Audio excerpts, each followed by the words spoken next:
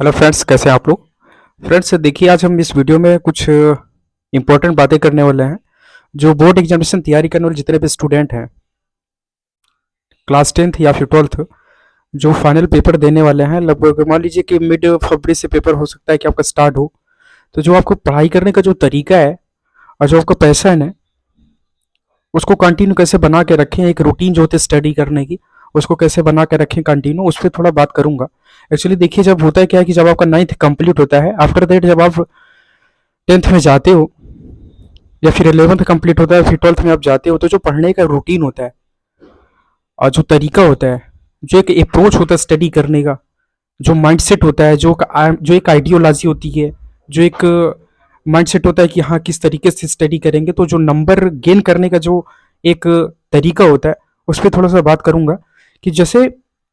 By the way आपका जो passion है, वो स्टार्टिंग में जो बना रहता है, उसके बाद डे बाय डे जो आपका स्टडी का जो अप्रोच है, वो डे बाय डे जो उसमें प्रॉब्लम आती है, फिर उसके बाद आप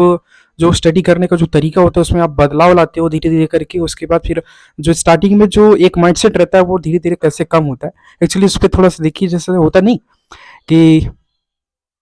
स्टडी का जो रूटीन है, एक्चुअली सबसे पहले देखो, अगर यार टाइम टेबल अगर आपने नहीं बनाया ना, तो कुछ भी तरीके से, मतलब कुछ भी ठीक तरीके से हो नहीं पाएगा। आपको पहले टाइम टेबल एक सेटअप करना पड़ेगा। कि आपको जो सब्जेक्ट हैं, जैसे अभी 10th की अगर बात करी जाए तो उसमें आपके 6 सब्जेक्ट हैं। आप 6 सब्जेक्ट को आप 6 सब्जेक्ट को आपको किस तरीके से कितने कहाँ टाइम देने हैं, और आपका जो सिलेबस है, आपका जो पैटर्न है, लास्ट ईयर जो क्वेश्चन पेपर पूछे जा रहे हैं, उसके बाद आपको जो स्टडी मटेरियल है, क्वेश्चन बैंक वगैरह होगी, उसके बाद बहुत सारे प्रकाशन के क्वेश्चन बैंक वगैरह आते हैं। तो जो पढ़ने का एक अप्रोच होता है, अनसॉल्व पेपर भी आता है मार्केट में, तो जो मतलब एक स्टडी मटेरियल होता है, उसके बाद जो जो आपका सिलेबस है, जो आपका पैटर्न है, उन सारी चीज़ों का अगर आप एनालिसिस करो ठीक तरीके से, एनालिसिस करने के बाद क्या होता है कि आप ठीक तरीके से वो जो क्वेश्चन होते हैं ना, क्वेश्चन पूछने का जो तरीका होता है, जो क्वेश्चन पूछे जाने वाले हैं आपके अपकमिंग एग्जामिनेशन में, ये ऑल्सो फाइंड दैट कि जो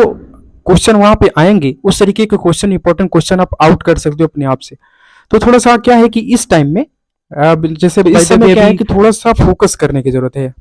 ठीक, इस एक्चुअली क्या होता है, स्टूडेंट यही करते हैं ना कि स्टार्टिंग में पूरा रूटीन बना होता है स्टार्टिंग में कि हाँ that is the first stage, you also focus on that. Okay,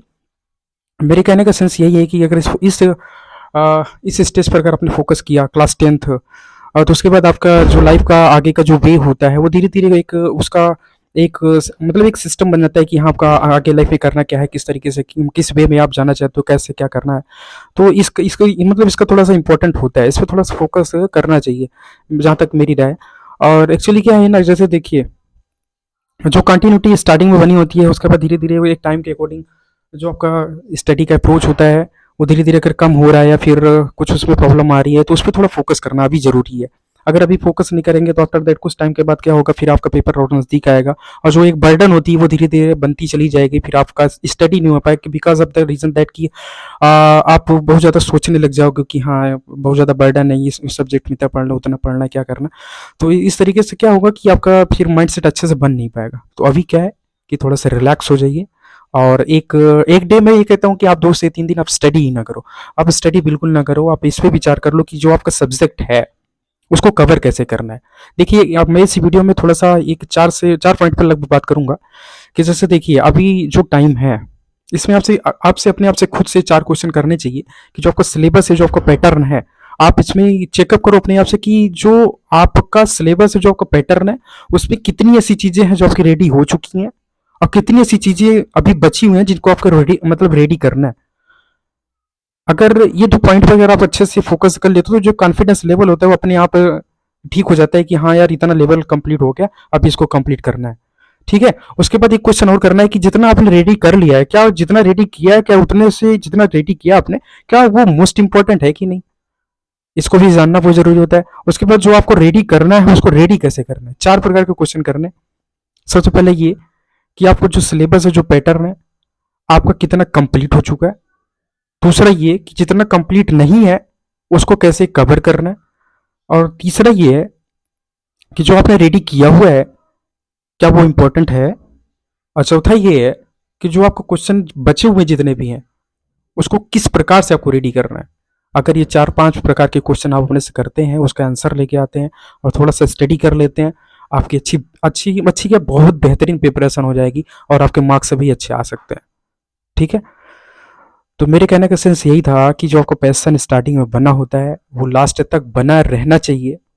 इसके लिए आपको डे बाय डे एनालिसिस करना पड़ेगा, सोचना पड़ेगा, विचार करना पड़ेगा, तब जा करके आपका माइंडसेट बनेंगे और आपकी जो चॉइस है, जो ख्वाहिश है, जो सपने हैं, जो ड्रीम आपने पाल रखा है, उसको कंटिन्यू उसके लिए मेहनत करना पड़ेगा। अदरवाइज बहुत अच्छा नंबर लेके आना मुश्किल हो जाएगा।